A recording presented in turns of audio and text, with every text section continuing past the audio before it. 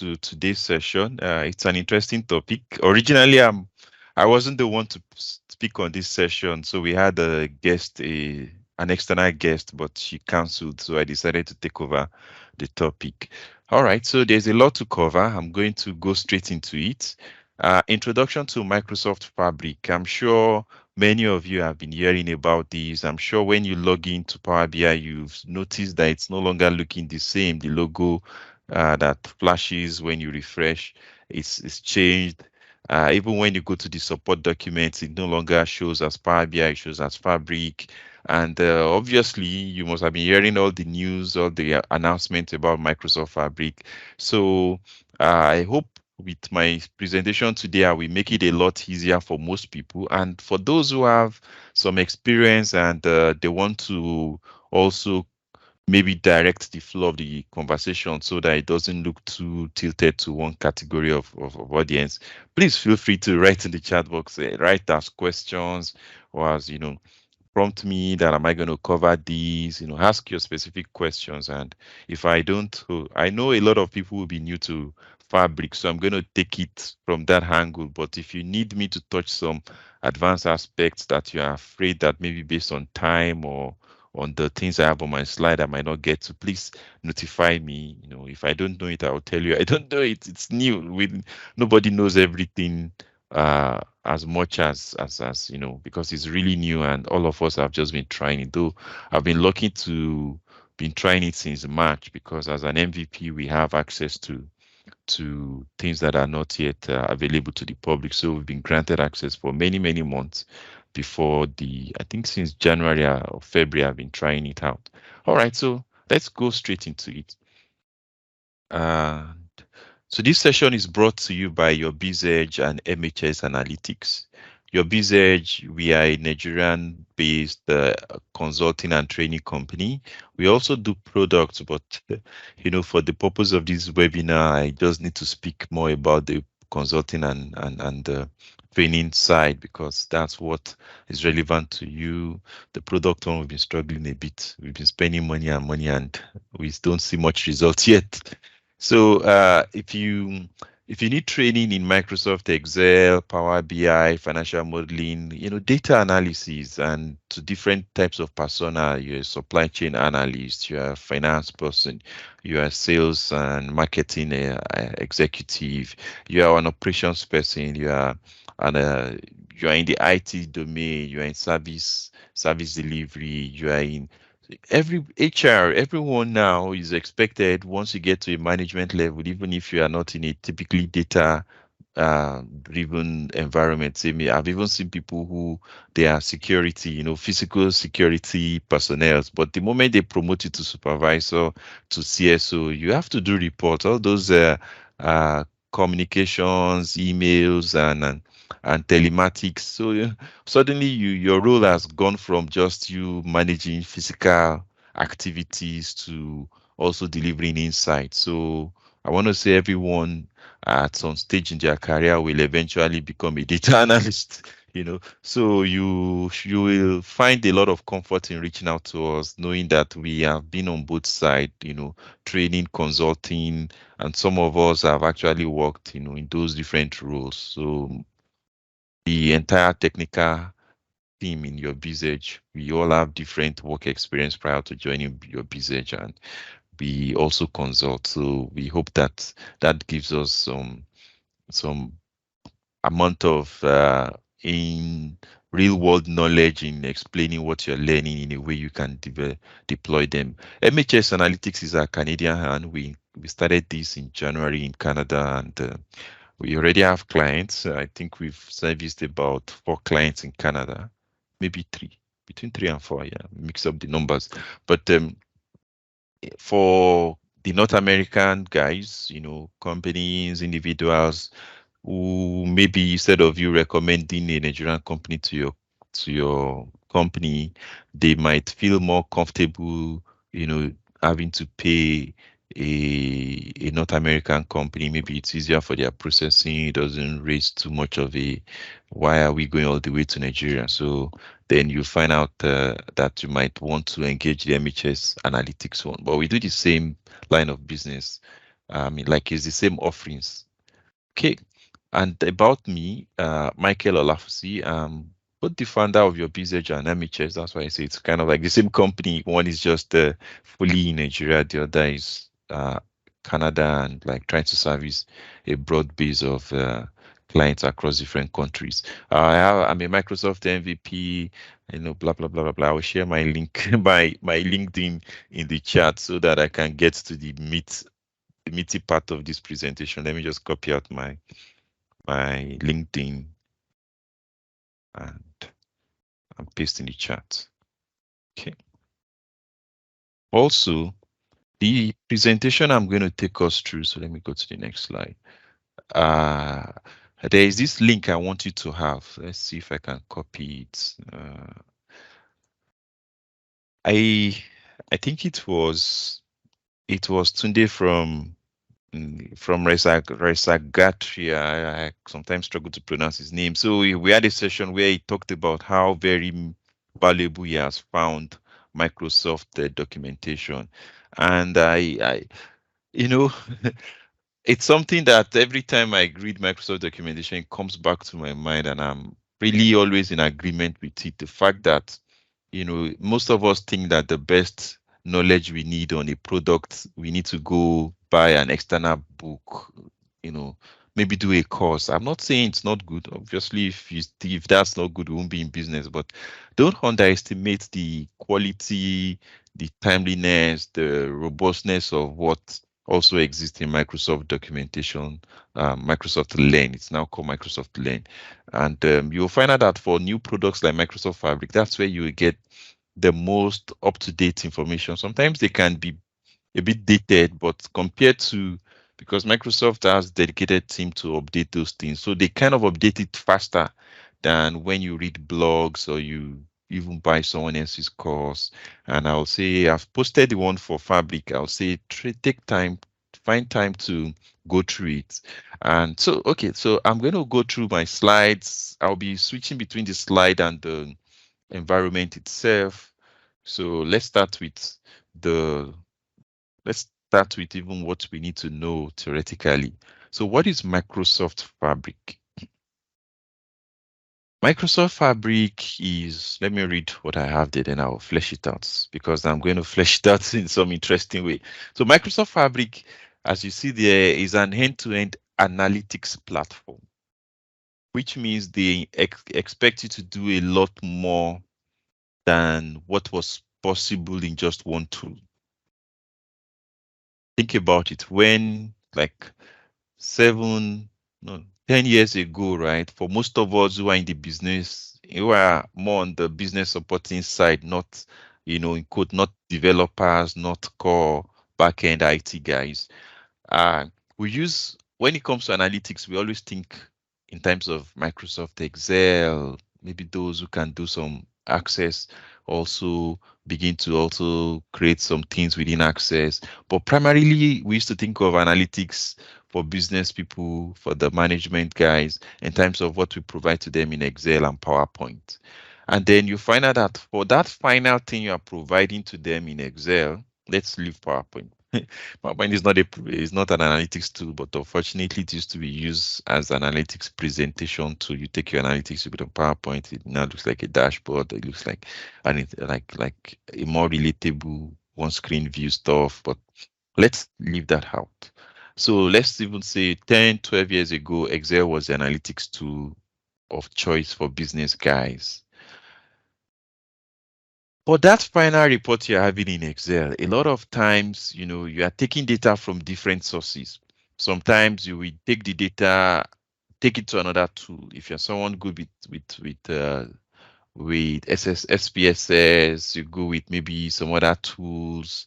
Yeah, I've seen people, like for me, sometimes one of my job about how many years ago now, 10 years ago, I would take the data to Access to go and do some SQL aggregation on it, export it back to Excel. So even when things were simple, we never used one tool. That's the point I want to bring up. So we never used one tool. And then if you think about what I said, Excel and PowerPoint, in fact, people even take what was output of Excel, the analytics, and still take it to PowerPoint. So again, in the easiest of roles of reporting, people still ended up using something for the core analytics, something else for the presentation of the insight, PowerPoint. So now when we talk about an end-to-end analytics platform, it means that a platform that is supposed to house in one place all that you need to go from the first stage of your analytics, from the data itself to the final insights and the presentation of the insights.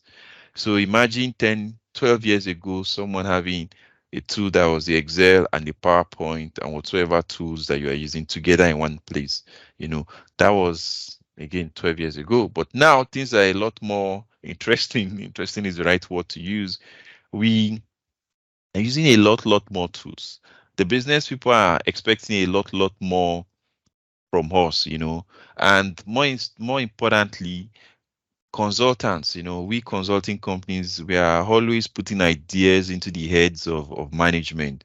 So you will see someone go for a conference, you see a CEO, someone who is not techie, but he goes for a conference and they show him all these amazing things, and he comes back, to his company and he begins to demand this from his team. And when they give excuse, it begins to think about, maybe they just pay an external person to do it because, that's just the way it is. They want the value. They don't really care about your excuses. That's one thing I tell people who are in analytics. Don't act like an IT person. An IT person, it's part of their job role to have paranoia, to be paranoid, to be like, no, default answer is no to everything. Give me access to this, no. Give me that, no. That's their default. And I think it's good because for them, any mistake they make, things they do wrongly, you know, they have great repercussions. So they have to be very, very conservative. They have to maybe be a bit more like, why do you want this? No, you don't need it. Use what you already have. But when you are a data analyst, you're not supposed to be that way. That's the fastest way to stunt your growth. That's the way to make yourself a roadblock such that the decision makers will willingly engage a less knowledgeable consultant just because that consultant is even willing to listen to them. Just because that consultant is exploring that maybe, yes, it's possible. They're not expecting you to get it right, but they also expect you to be on their side. They expect you to say, we can try, we can make it happen, or we can do whatever is possible. But if you're always the no, no, no, no, no, it's not possible, we need this, you're coming from an angle of there are things, roadblock restrictions. That's not a good habit. Okay. So back to what I was saying about Microsoft Fabric end-to-end platform.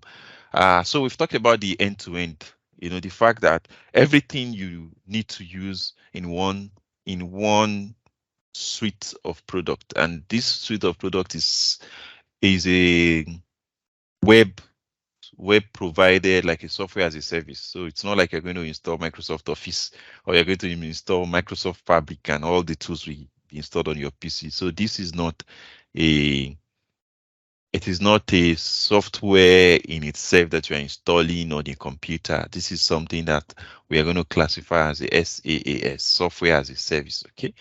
All right. So now, have I explained the analytics end-to-end, why we are saying end-to-end analytics, many tools in one. So that's the summary of that. To provide a single integrated environment for data professionals. So let's talk about the single. Again, one place. But now the integrated means all these tools, they're going to be talking one to the other. You won't have to go and get a special permission for you to access something that is in the other tool. So let me give an example. In my company, in your BizEdge, we have some resources on our Azure tenant. We have some resources on even our cloud storage, OneDrive, Google Storage. We also use Google Storage. Now, the truth is there are some reports that I've had to do some things for some clients, and they already have their data in, let's even say, Google Cloud. I know some that I was able to convince. People kind of preferred, naturally they found, actually I understand, Google Cloud, like Google Sheets, Google Docs, and all were much more popular before Excel Online and all those came into be. Dropbox used to be more popular, and Google Drive was for a long time, and I think till now are more popular than OneDrive. So it's understandable that a lot of people were already in those platforms. And so what used to happen is they were using it to share. You will have people spread across the country who are filling in reports into Google Sheets, you know, and then they wanted analytics that will let those people keep acting the way they were doing, keep filling into those Google Sheets. And then we will maybe extract the data directly into Power BI and create some dashboards that the management team are going to be using, and also put in some other data that they had control, like budget and plans and target data that only they could provide, that were not sitting in the Google sheet. So what used to happen is I needed to get access. So even after they've given me access to their Power BI platform, so I'm able to create, they give me login and all, I needed to request access for those, you know, files, those Google sheets that they were going to expect me to ingest in Power BI. So what we mean by integrated is the fact that things can and shake with themselves naturally. You don't have to begin to look for extra. You don't have let me just say it in the easiest of way. You don't have different admin portals. You don't have different data governance portal. So you don't have somebody who is managing the Google Sheets access and who gets what. Another person is managing the Power BI one, and then another person is probably managing something else that you're using. And so one day someone goes and says, "Oh, will somebody change something and it's affecting us? Okay, go and remove licenses, go and remove access from this file to people we don't think need it." And then the person goes and changes some access, and he doesn't know what you are using it for. And then what happens is your report breaks, and you log into Power BI to your admin, and you can't find anything wrong. Why? Because there are different admin portals, different places that are managing the access, different places that are managing these things that are supposed to talk one to the other.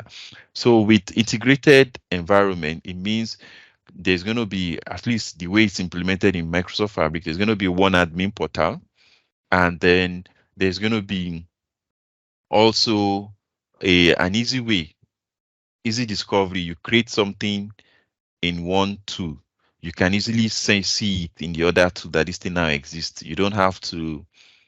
Uh, you don't have to explicitly now make it discoverable. So it's just like OneDrive, everything you create, whether it's from Microsoft Word or from Excel, the moment you put it in OneDrive, everyone who has access to that folder will see it as something that has been put up. If they log into OneDrive or Office.com, they will see all the new things, right? So that's the meaning now in terms of data. We're talking about Microsoft Fabric as one platform that has all these tools that you as a data professional are going to need to use at different points in your data journey. So for those of us that intend to work across multiple aspects of data insights, and then for a team, more importantly for a team where you have different personas, different people filling different roles, then they are able to collaborate easily. Okay, so it makes it possible to ingest, store, process, analyze data in a single environment, which I have explained. So now let's talk about the specific things, or what are all the things people do with data. So there's data engineering, which is a bit more of that integration I'm talking about and transforming data from one place to another, but now on a much more intense level, not just what most of us do in Power Query and just copy and paste stuff. So this is much more. That's why it's called engineering. So it is supposed to be on a much more robust and like I said, intense level. So data ingestion. Now, data ingestion can be under engineering, can be under data warehousing, depends on how you do it. If I go to an SQL and I create a stored procedure and I'm like filling in those data, it's data ingestion kind of, but it is not involving any data engineering or in fact, it's data warehousing. Let me put it that way. It's not involving any data engineering. You can say it's also data ingestion, just that it's a static table I'm putting in there. But then if I use Power Query to connect to an existing data source, I might need to create a data pipeline. I might need to create a data flow. I will talk more about this, but let me follow the way it is here. Data engineering is mostly you integrating different data sources in a much more repeatable, having proper rules in mind so that whatever you do is done in a way that it is repeatable, scalable, factors in all the things that can change, and also is done in a way that ensures data governance. So there are many, many rules to it. You're not just doing it in the interim, you're doing it to conform with rules, to conform with how things can change into the future, and to ensure that this thing is robust. Okay. Then data ingestion, I could have left it out, but on the Microsoft Learn, it was specifically highlighted. So I felt, let me just leave it that way, because if you ask me, data ingestion, it kind of splits across different things. In the data engineering, you will ingest, you do a bit more than ingestion. Then data warehousing, this is very simple nowadays. Whenever we say data warehousing, right, we simply mean structured SQL kind of data structure, like relational DB type of storage. So the moment you begin to think of data in a row and column with ability to just run SQL, not just ability to run SQL against it, but data that is looking like a table, like a database table, then you are beginning to talk about data warehouse. So in essence, within Microsoft ecosystem, and I think other big providers too, everybody's beginning to align with that approach of saying data warehouse is to store data, relational tables. Let me put that way. A structured DB type of table. So I'm going to explain why I'm saying it this way, because to be sincere, in Microsoft Fabric, even in Azure, Databricks, and just Databricks, and in a lot of other modern storage now, the data underneath might actually be a flat file. If you have heard of Parquet, if you have heard of data files, it might actually be underneath just some flat files, but to you, they are already structured as a SQL database table. So based on that structuring, we now classify them as data warehouse. So things put in that category. And specifically for Microsoft Fabric, yes, every time you create a SQL artifact, right? A SQL artifact from the concept of a table, view, then you are using the data warehouse capability within Microsoft Fabric. So I want us to see it from that perspective. Then real-time analytics, so streaming data. I don't know if you have had to work with business needs. So let me give you an example. I have a friend who 4 or 5 years ago, I think government was really trying to encourage agric tech and industrial farming. So he was into these setting up sensors in farms to detect temperature, to detect things, but for big farms. And these things will be sending data at, some minutes interval, maybe 5 minutes interval. So in a day, that's a lot of data when you have probably like thousands of sensors. Maybe you have put in 10,000 sensors on like I don't know, say 50-acre size of farmland.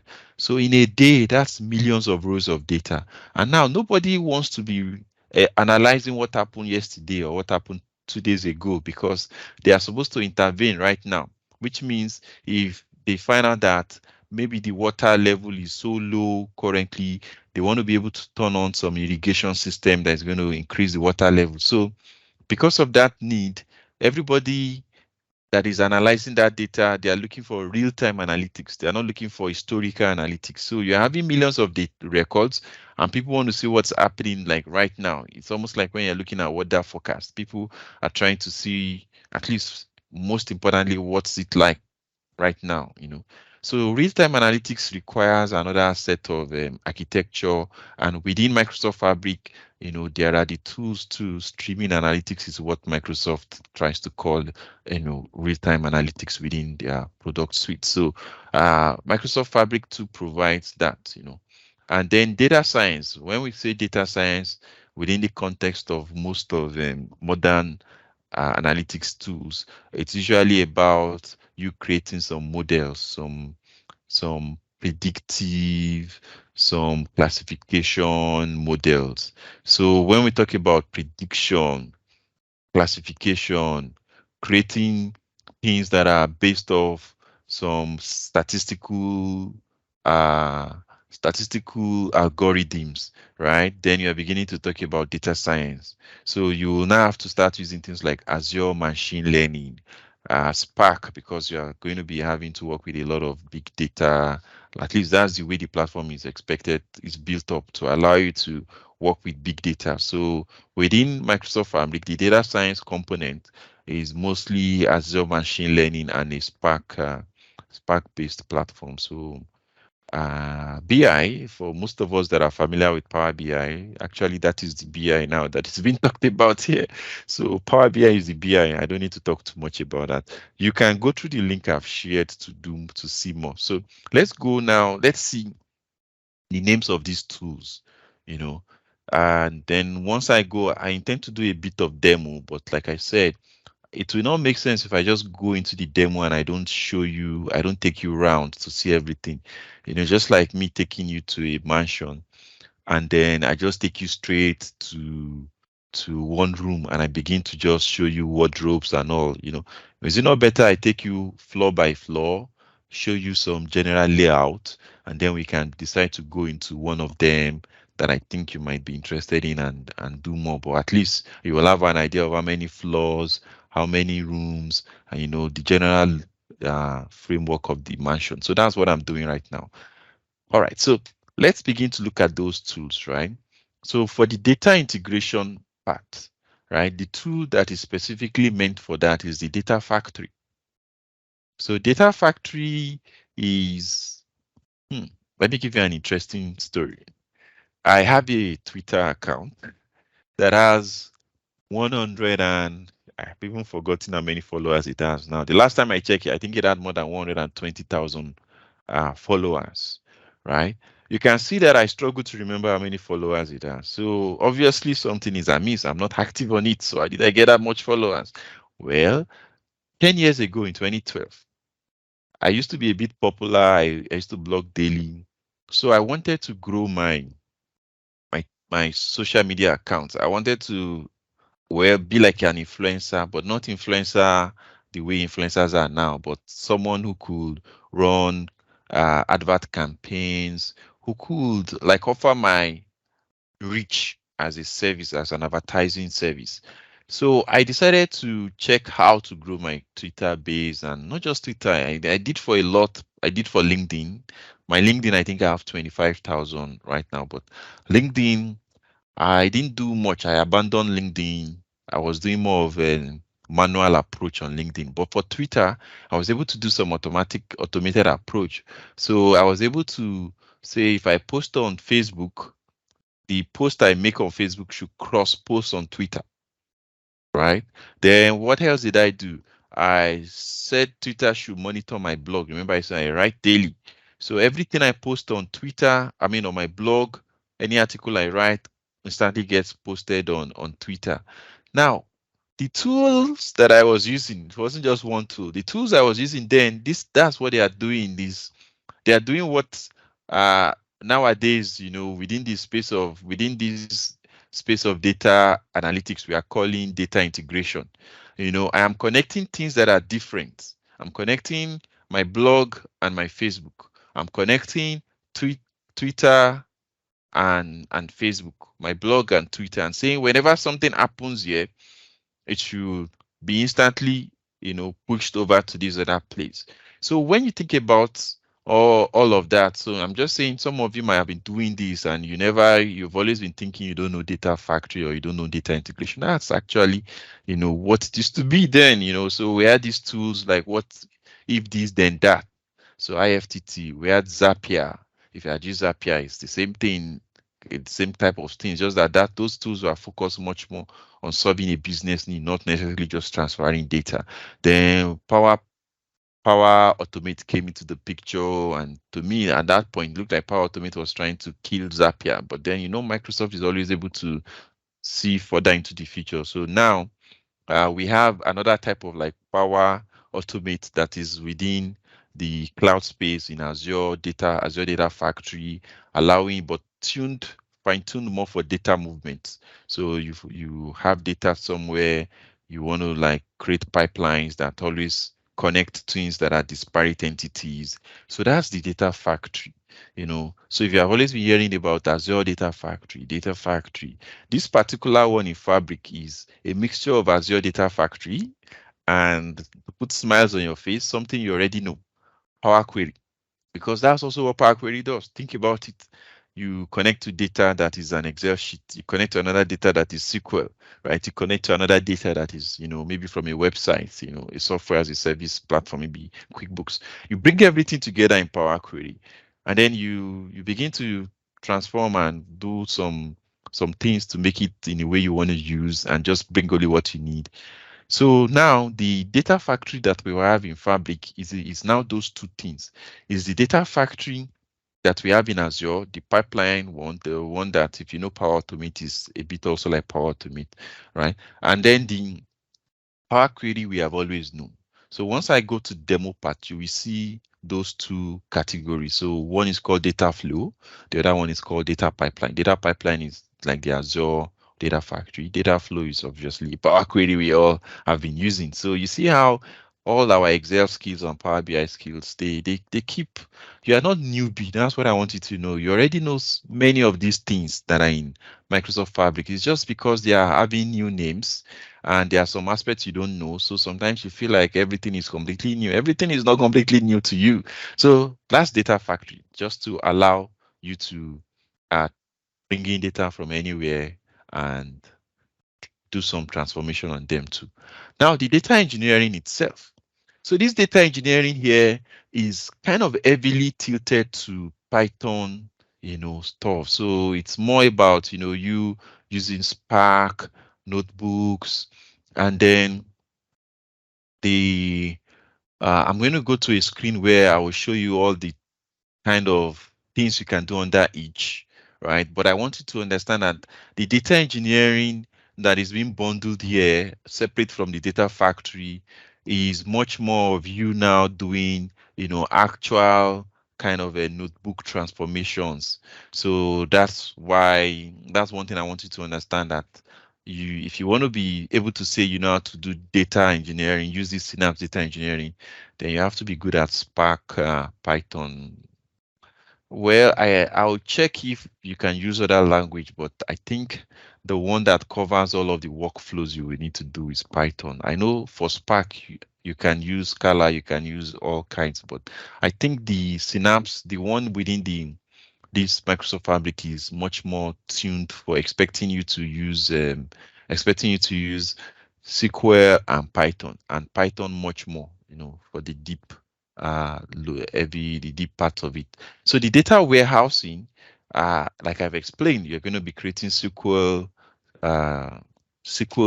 type of DBs and tables. So that's all those things you create with that uh, form in mind becomes part of the data warehouse products within your Microsoft Fabric. Then the data science part is now again much more tilted towards Python, but now you are going to be using a lot more of the Azure machine learning. You can decide to do the visual builder, but you should also know how to code it from scratch. So you're going to be doing Spark and Azure machine learning for the data science part. Then the Synapse real time is heavily dependent on a Costco DB. So Custo is Kusto. So like in Google's environment, it's much like BigQuery, but for Microsoft Fabric, I still call it Power BI. Microsoft Fabric, it's much more built on Costco DB, and you will use KQL, Costo query language. So streaming analytics is what it's called. And like I've explained, it's a lot more on IoT kind of data, things that are streaming to you, and you need real-time analytics. Then, like I told us already, the BI part is Power BI. So what about this data activator? It's currently called Reflex. So when I go on the demo part, you will see Reflex, but it's data activator. As you can see, it's to help you generate insights. Again, I don't know it too well because, like you see, it's even currently coming as, I mean, it's not yet fully fleshed out, but I will show you, we'll explore together. So I'm not going to be able to talk so much about the data activator, but it's currently called Reflex. I tried doing some things with it, but sincerely, I couldn't thoroughly figure it out as at the last time I tried to focus on some practical with it. So let's go to, we're almost done with the slides, and then we'll go do some demos. Let me check if there are any questions. Okay, so no questions. All right, so let's now talk about the architecture. I've talked about what you will see on the surface. When I go to demo, you will see all of these things on the top row, right? So now you understand what each tool is meant to do. And by the time I do the demo, you will know, you become a bit familiar with their interface and maybe how to create them. But what about underneath? What is happening underneath, right? So let's start from the left. For the Synapse data warehouse, remember I told us that the data warehouse is much more like SQL table, SQL DB kind of stuff.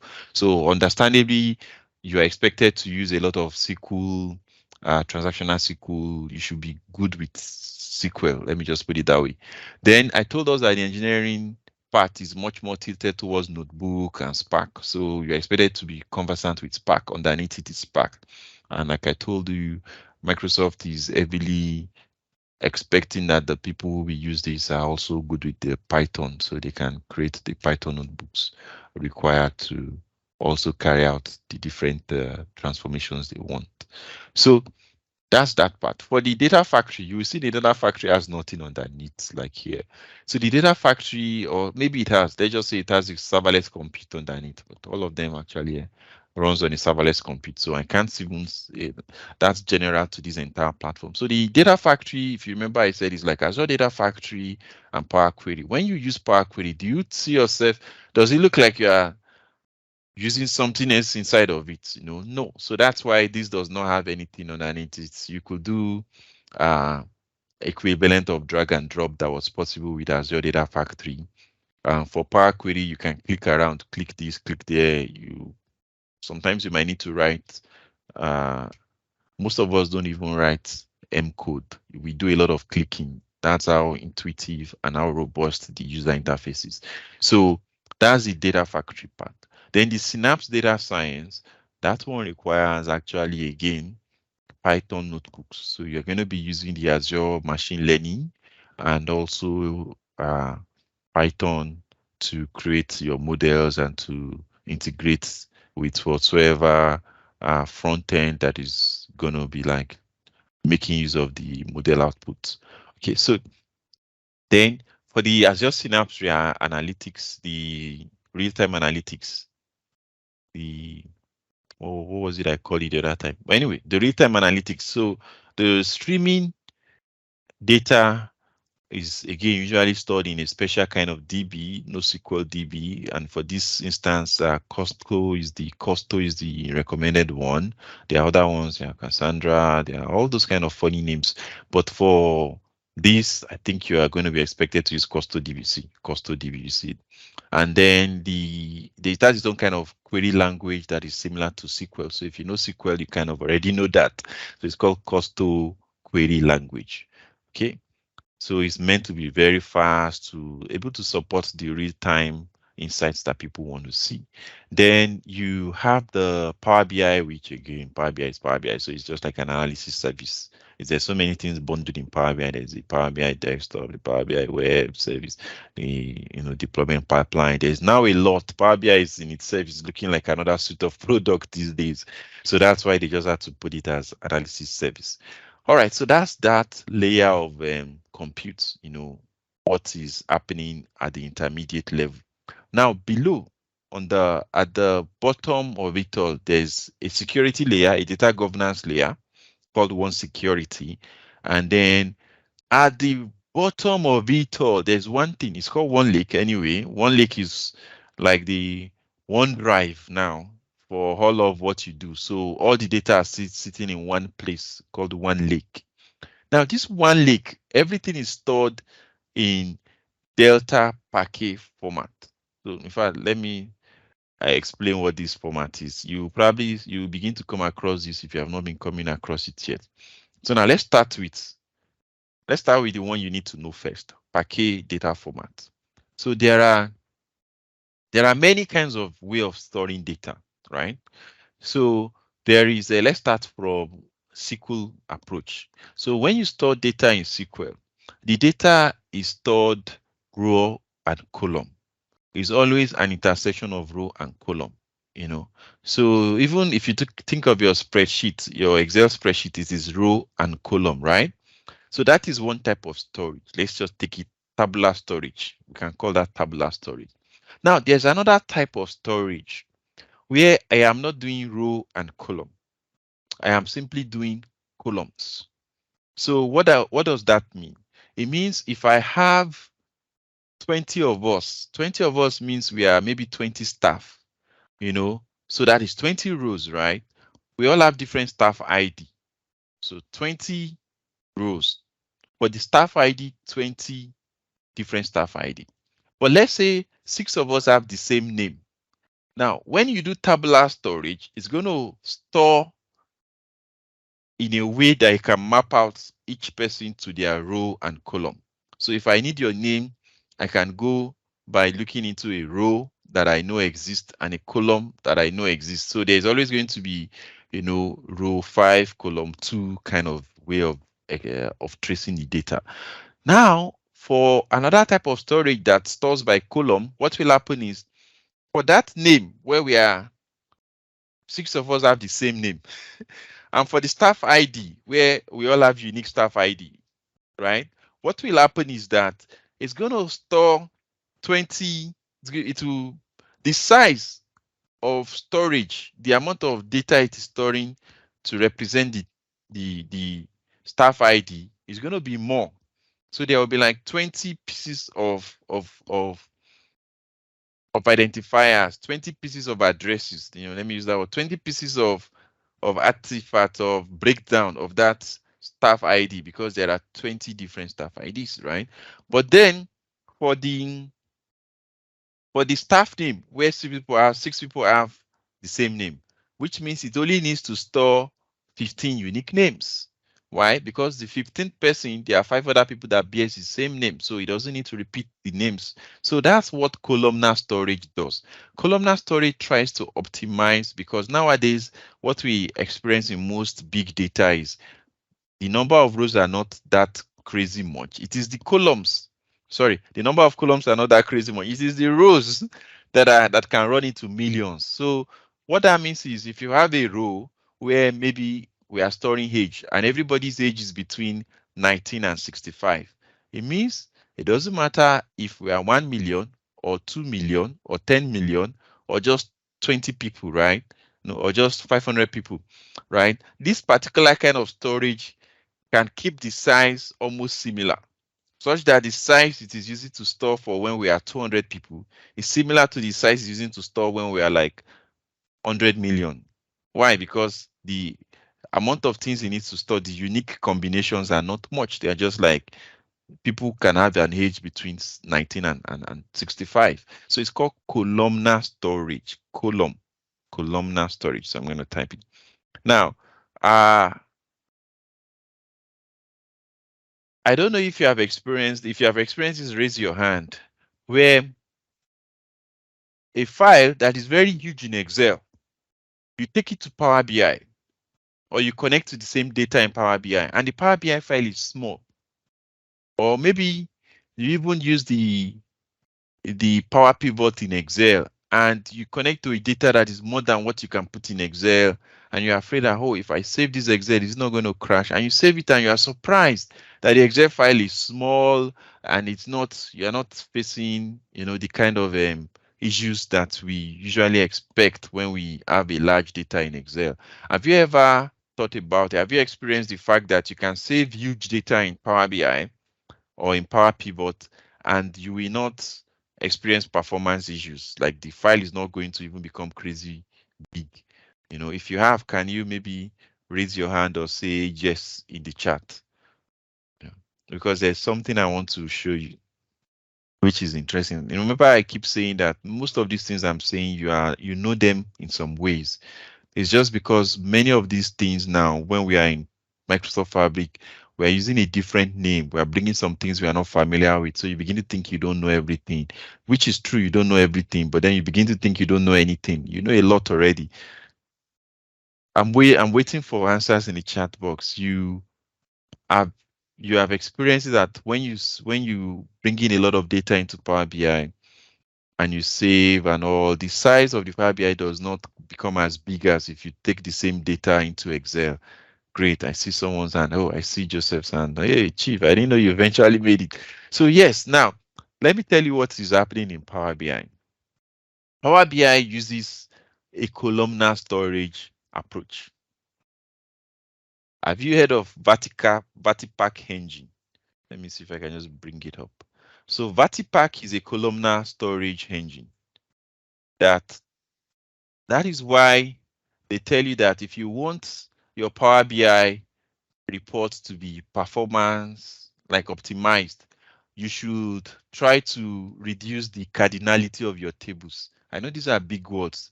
Cardinality means the unique entries in the table. You want to make them as few as, is it unique? I should call it distinct. The distinct entries in each table, in each column, you want to make them as little as possible.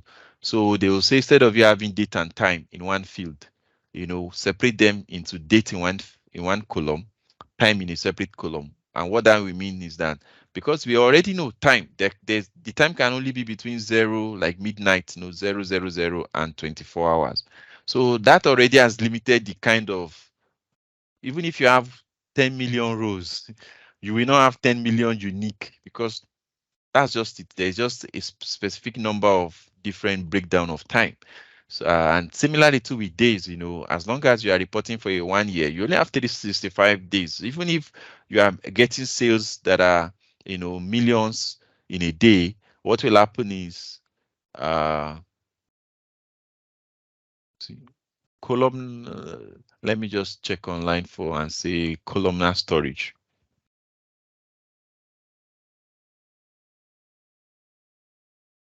See, Vatipack, thank God this is from Microsoft stuff. Vatipack is an in-memory columnar database. So now you are beginning to see that there's another type of storage different from the table row and column storage that we are all used to, right? So that's just what I wanted to highlight. And then I've also explained to us that the Power BI already uses it. So that's why Power BI can be very performant efficient compared to Excel and even some other analytics tools. That's why you can bring in huge amount of data, and you're not supposed to experience, if you do things well, you're not supposed to experience poor performance. So now that I've started from what we already know, let's now talk about something else. There's another type of file pattern is very much like that Power BI Vatipack. It's called Parquet file format. So Parquet is also a columnar storage. So that's just what I'm trying to drive at. That Parquet is also, a columnar storage. Yeah, column-based oriented. It's created by Apache guys, actually. So it's a columnar storage format that is open source. So, big data started as like university kind of research stuff. So it was started by most of the big data technology we are using was started by the research community in an open approach, in a way where it wasn't like one company that did everything we are using. In fact, these Apache guys are the ones that did almost everything we use these days. They created the Parquet file format. They are the same is the same people who went and found Databricks. They created the concept of a lakehouse. Well, anyway, let me stop name dropping things. Let's just go from what we wanted to explain. So Parquet is also like that Power BI kind of stuff of storing data, but because it's open source and was tilted at the beginning to enable big data analytics. So the moment things advanced and it was already part of the fabric of what was being used. So what now happened is anytime people talk about big data platforms in an open approach, in a way that you can use all kinds of tools, something that is not tied to just one company, you find out that that Parquet, sorry, you find out that Parquet file format is underneath it. So it has become that globally accepted file format for anything that involves big data, and data engineering. So that's Parquet. Parquet is simply one way of storing data in that way I've explained, column-wise, to make things effective, to make performance improve, to even further compress the data because you don't have to store row by row. You just need to store, by the unique distinct entries and then some way of metadata to help you know where which one lies starts and stops. So now that Parquet format is the bedrock of big data nowadays. Is the bedrock of any serious data engineering and data science platform.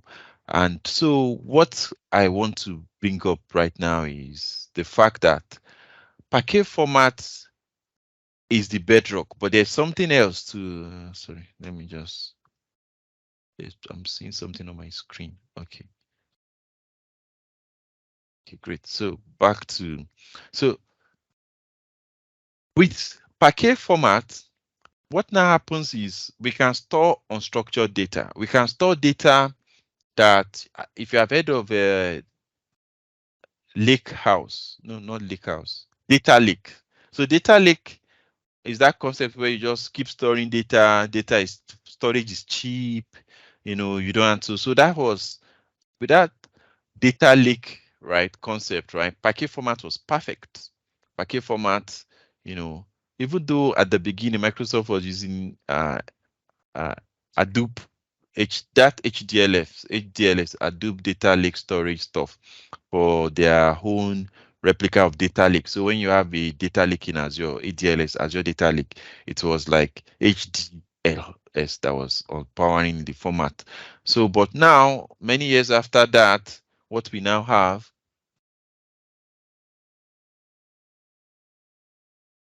okay, oh, I see a message from Joseph. Okay, I will address it. I think maybe it's a comment or a message I can't figure out yet. So, now data lake, depending on the provider, right? This was like 6-7 years ago. Data lakes, people were using different way of achieving this storage to allow for big data storage. Nowadays, everybody uses Parquet. It looks like Packet, but it's called Parquet. Okay.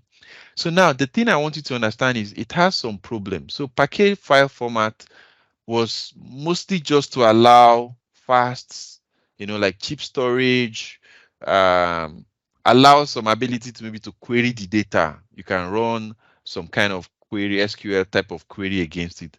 But it had problem with other kinds of things. There's what we call ACID transactions. It had problem with if I needed to insert data in a specific place, not just to copy and paste, like append. I needed to do some kind of maybe update an entry, change something specific somewhere. So it was not developed to solve that in mind, right? So what these Azure Databricks people did is they created another layer on top of Parquet. So it's called Delta Parquet. Like what they created is not called Delta Parquet, but it's like an added layer of metadata to begin to give it the ability to be able to act like a true database where you can not only append data, you can also like insert new data at a specific place.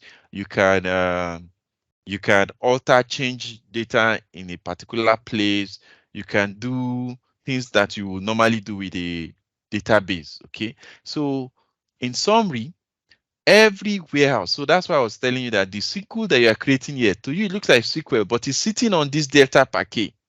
So it's sitting on data packet format. Data packet format is now what now makes those flat file be able to act as a proper DB. So what are you getting? You are getting the advantage of cheap storage, which is big data storage. You're also getting the advantage of SQL kind of ability. Okay, the session is being recorded. So I see someone asking me how do you get presenting. So the session is being recorded. And so you're getting everything that everybody wants. A kind of SQL, you can store, we call it ACID, ACID stands for ACID transactions. That's the way people determine if, at least nowadays, that's the agreed on way to determine if something is good for analytics or for like a proper kind of what you normally do with SQL. So you see this ACID atomicity, you can do something and it's contained within itself. The same way SQL you can commit changes, it will roll over if some rules are not met. It's not going to just be doing things halfway. Consistency, you can run the same thing multiple times and you will get the same answer. Isolation, one activity is different from another, durability. So that's the way they now allow us to compare all this new approach of database storage with the usual DB that we've been doing. So what am I saying? Underneath is just package files. It is files. There is no genuine relational database in one lake. Underneath is just flat files that are now having things on top of them to make them. That's why they call them semantic models. So I've talked a lot, but yes, it requires that many talks. You might not get everything at once, but at least I'm putting those words, those concepts into your head right now. So you're beginning to be aware, at least in the context of Microsoft Fabric, how all of these are being done. Thank you, Bello. I think I'm seeing him helping me reply someone else. If you have any questions, so I'm going to be able to answer.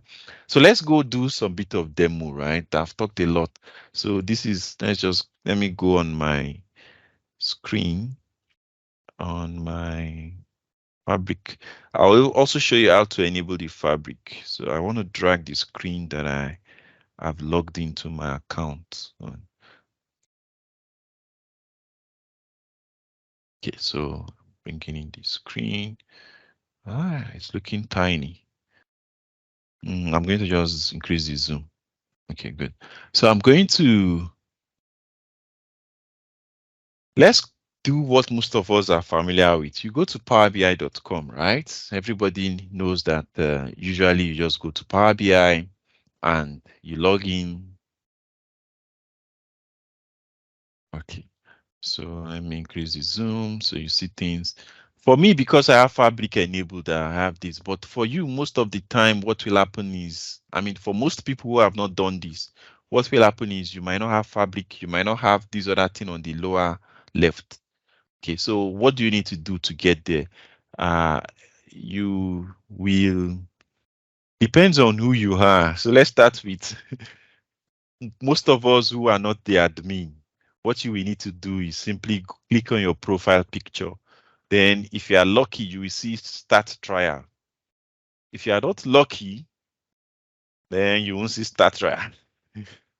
And that's for if you are not the admin. If you are the admin and you don't see start trial, that's still good, because what you can do is you can go to your admin portal. So if I go here and I go to the Power BI admin portal, so the admin portal.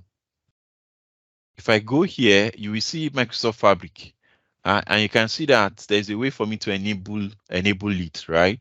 So if you are the admin, you will see this. If you are not the admin, you can't see it. That's why it's called admin portal. So this is a portal that is meant for just admin. So if you are the admin, then good news, you can come here and enable it, right? Okay, so once you've enabled it, you will see trial, start trial. So once you click on start trial, it will tell you that you get a 60-day trial. So I think until this launches as generally available, like this stuff has been on 59 days for me for the last 3 months. So they are kind of just giving me more days for free. That's why I think this is a great time for you to try this, because Fabric is very expensive. If you want to pay for it, I'm not supposed to say this, but there's a company I consult with that they have deep pockets, and they are seriously evaluating the expense. They are like, this is too expensive. Are they going to get the value? That's a company that typically spend millions, on tech. Now imagine me and you that maybe want to learn this on our own money, right? I tell you, you better take advantage, even if you don't yet know what you will do with it. Please click on this start try and just clicking around, just be looking at whatever comes to your screen, because you are seeing it for free. After some days, at a particular point in future, you will either need to be working with a very big company that is able to afford it before you can even see what is happening inside of it. So take advantage of it. That's what I'm trying to point out. So once you have it enabled, how then do you access the Fabric? There is the, go to app.fabric.microsoft. Zoom. Go to app.fabric.microsoft.com. Microsoft.com. So you can do this, and it will take you to Fabric, but I'll show you, if you're already a Power BI person, I'll show you the easiest way. So the easiest way will be, go to the Power BI that you normally go to, but then at this lower left, click on Power BI. You will see Fabric. You will even see all the other products, right? So I'm going to just let's even click on the Microsoft Fabric itself. So this is the Power BI, this is the data factory, this is the data activator, blah, blah. So I'm going to also show you another way for me to easily see everything I want, right? But let's go step by step. So when you've enabled Fabric, right? Usually the other thing you will need to do is create a workspace. You will need to create a workspace that is a Fabric workspace.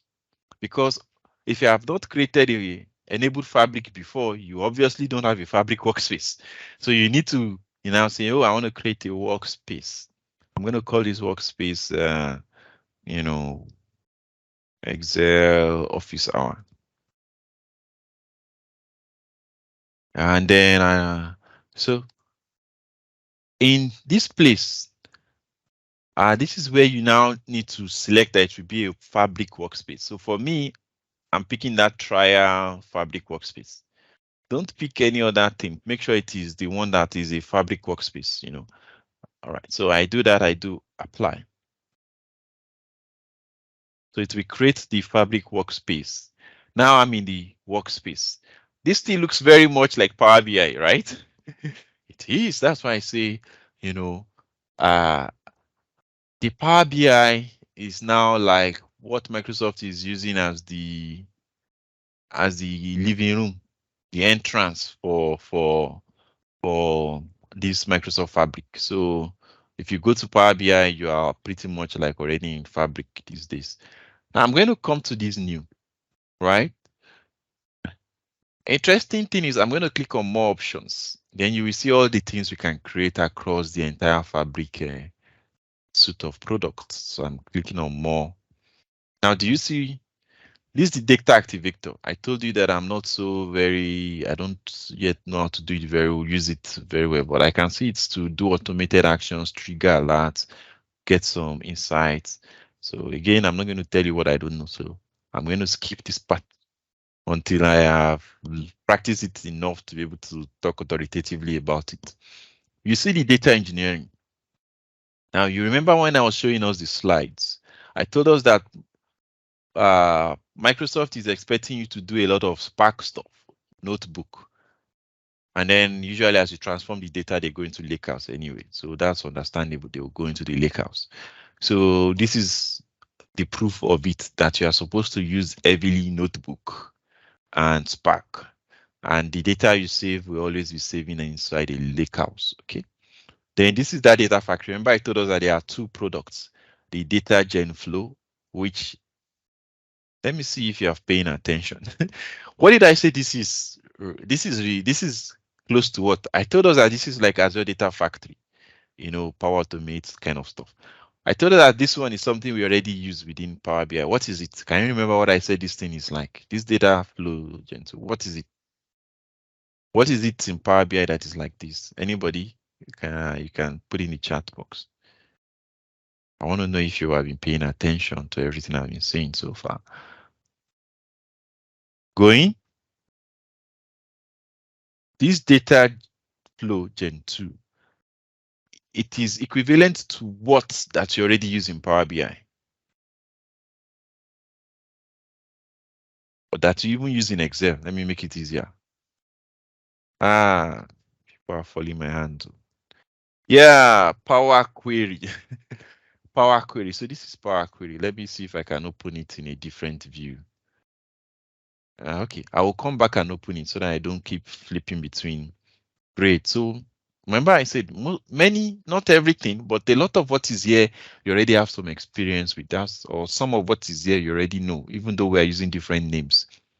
Data science, remember I told us too, it's heavily, Python based. So you're kind of like doing ML, Azure machine learning, and creating Python notebooks, and like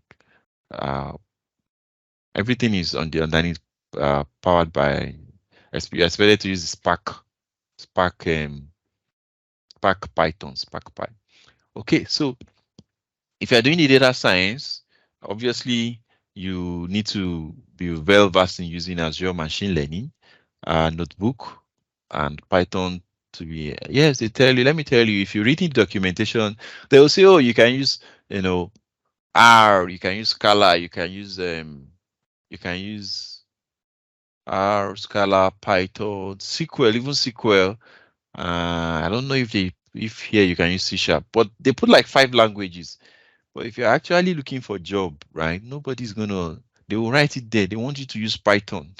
So don't deceive yourself. Just even begin to, skill yourself up in using Python. If you don't know how to use Python and you probably already know how to use R, and you're going to be like, let me go to my comfort zone. Just forget about that documentation that says you can use R and Scala and Python. Just focus on you skilling up to be able to use Python very well across these 2 places if you want to be on the data engineering, space or data science space, and you will be doing this for companies that are Microsoft shops, people who use Azure products. They expect you to use the Python one. So data warehouse, like I told you, is just like the SQL type. You are kind of creating SQL. I'm going to open this too, so you see what it looks like. I'm going to just create another copy of this so that we will open this one and we will open this that I say is Power Query. So you see them. Then Power BI, obviously, I told us Power BI is same Power BI. Then the real-time analytics is, like I explained already, it uses Costco DB, so you see a Costco database and then the query itself. And I don't know what this event stream is, okay? But I guess it's something to also just output the data, or yeah, I think it's about transform data flow without code. Oh, okay. This is to allow you to do like a no code approach. Okay, now I see. So let's do the 2 things I said. Let's click on this so that you see what it looks like.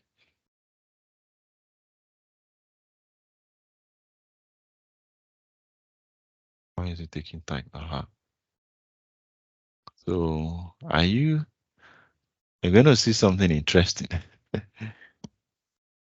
Can you see that this is Power Query? This is Power Query. I go to get data, same experience. I pick that I want to get data from, I don't know, maybe an Excel file tells me to point to the file, or I upload the file. I can say I want to. So Power Query, and you already know how to do Power Query, okay? So let's do this other one, the data warehouse. So you see what that is. Then we will end there. I said I was also going to open this. So it's asking me to give the data warehouse a name. I'm just going to call it, I don't know, test DB. So like I told us, this is heavily SQL based. You're expected to do SQL stuff, so you can already see it's telling me that I want to create a new SQL query. It was going to show me some default DB artifacts here. So this takes a bit of time. Okay, it's almost done. So I can also instantly use data that are already somewhere else. And I can say I want to create a new data pipeline to bring in data from somewhere else. And I can also say I want to use the Power Query to feed this. So you have a lot of options of what to do, and you can decide that what you want to do is you want to create a table from SQL, like stored procedure. You can come here and create a table as a stored procedure. So SQL, that's the key thing. I want you to understand that this is meant to replicate a proper DB structure. Okay, and I've come to the end because of time. Let me go through all the questions in the chat. Let me go to the chat. And if you have questions, please, now is the time to ask because we are really above time now. Looking through. So, okay, Bello says he sent me a message on LinkedIn. Okay, I'll go check it. Now I'm able to read Joseph's message. LinkedIn posts, writes are not as efficient in columnar-oriented databases. If you need to insert a row in middle of a sorted table, then all the column files need to be written. How does this affect compute and cost management, knowing compute can be pricey compared to just storage? So that's for the package file format, but data package, that's what data package solves. So with data package, you're not able to do all of that. Remember I showed us that data package makes it possible to do these ACID transactions. That's why they came up with this word called ACID, ability that can you, update, these are the guys that created the whole concept anyway. So you can begin to now, with data package, you can now have a proper DB where you can update. They use a lot of grammars. That's the thing. They use a lot of grammar that if you're not coming from the IT end of things, you might find a bit overwhelming. But that's exactly what it does. Ability for you to do the create, read, update, and delete in a way that is consistent and that overcomes all those problems that you've said about the usual columnar data. Okay, so let me see. Bello, with all these tools you've mentioned in Microsoft Fabric, I wanted to ask if it's possible to analyze unstructured data on Fabric. Yes, that's the whole essence of this data engineering. Data engineering is to enable you to deal with any kind of data, unstructured, even images, all kinds of data, So yeah, and the data science part too.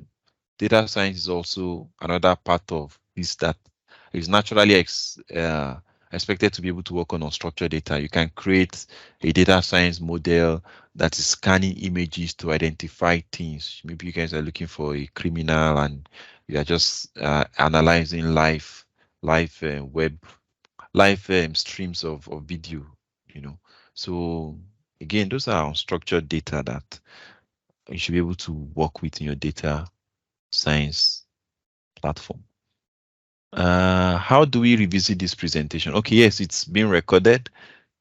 Oh, okay, I see Joseph saw that data package answered. Oh, awesome, I see that. Bello has helped me with the presenter. Yeah, so I will. Oh, great. Akim has posted YouTube. Awesome. So I am checking what other things. Oh, thank you, Laksaman. He said good present. What about his certificate? That's a nice one. Unfortunately, we don't have certificates for these 1-hour sessions.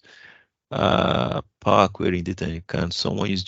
Yes. Let's go to the data engineering. That once you open the notebook, well, it's not Jupyter notebook, but it's structured like that anyway. So let's click on it. It's a notebook. It works as a notebook should work, but yeah, you should not call it Jupyter notebook. That's just what I wanted to point out. Okay. And it's powered by PySpark. That's why I say almost everything here, is expecting you to be conversant with using a Spark and the Python version. But if you come here, you see you can pick other languages. But I tell you, if you're actually doing this because you want to work commercially, please just think about two options, this and this. Don't Yes, if you will know these ones, they should be like additional, but not like primarily you want to say, oh, I'm good with her, I'm not going to care about Python.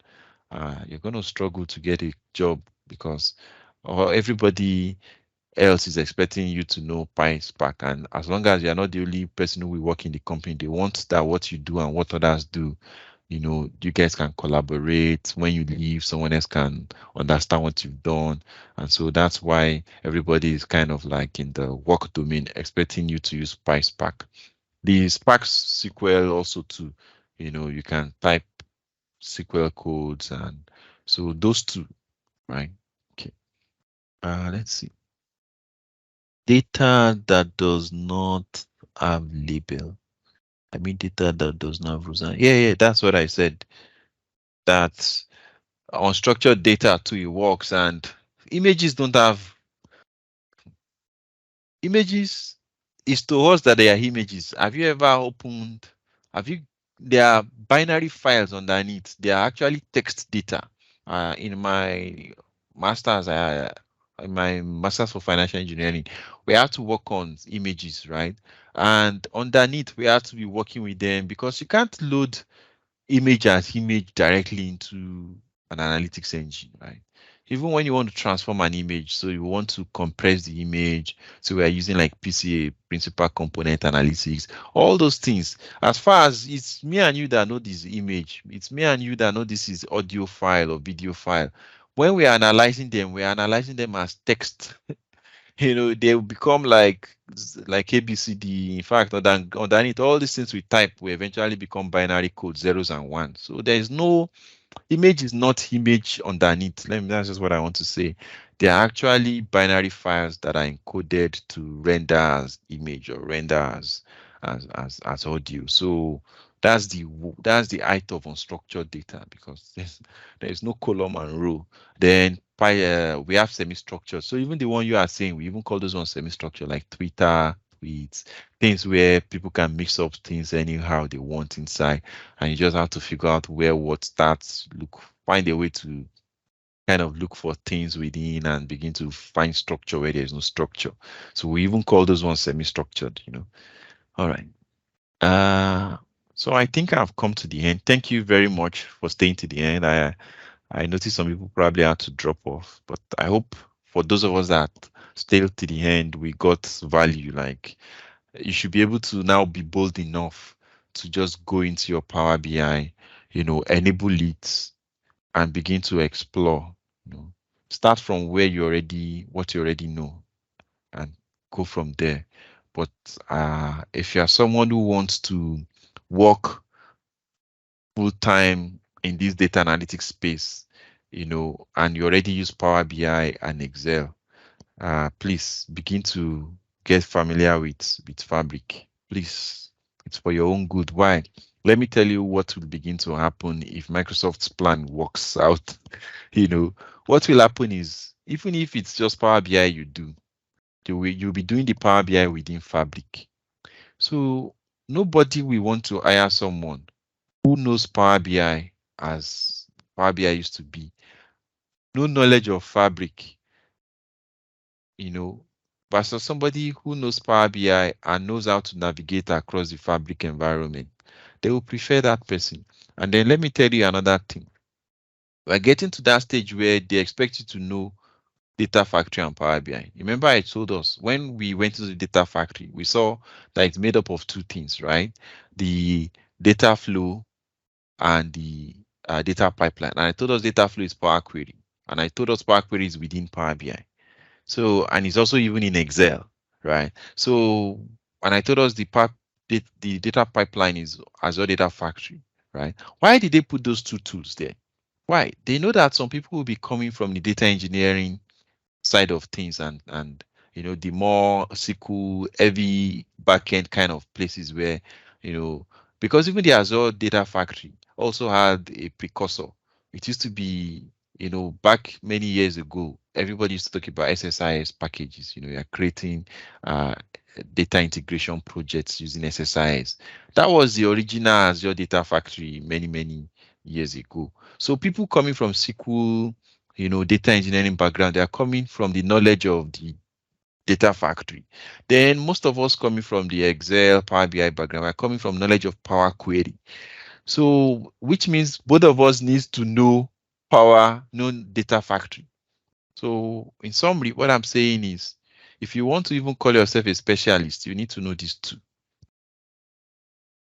Then be able to know how to do them within the Fabric environment. So which means you need to be familiar with the entire environment, even though you don't see yourself as, knowing how to create data warehouse or data science or real-time analytics or data engineering.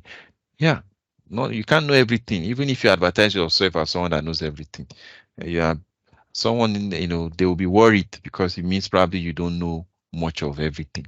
So yes, you will eventually specialize, but also people expect you to be aware so that when the other person in data engineering is working, you are not becoming a bottleneck. Both of you, the same way we are integrating the two, the way Microsoft is trying to integrate the two, companies too want an integrated team. They want a team that, it's not like one person is looking like if he's speaking French and the other person is speaking German, because they are not integrated. Kind of everybody is not understanding themselves. That's a problem. After a company has spent money to have an integrated tool, then it's now the resource persons that are creating fragmentation.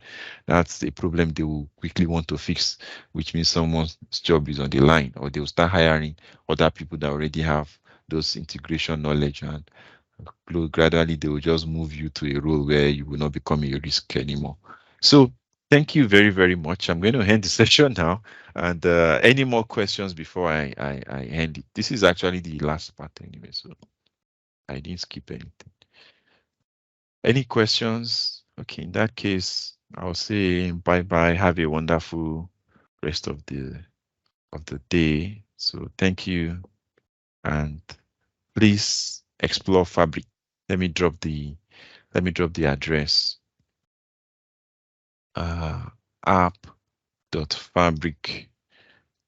Microsoft Explore Fabric. So today there's no prize giveaway, but you can give your feedback. So I will just send the feedback stuff in the chat. And if you want to present too, you can fill our speaker form. Let me just get the feedback one and also share that quickly.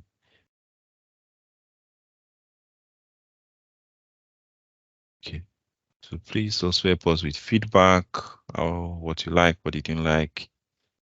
All right, so thank you and have a wonderful Sunday ahead. Bye.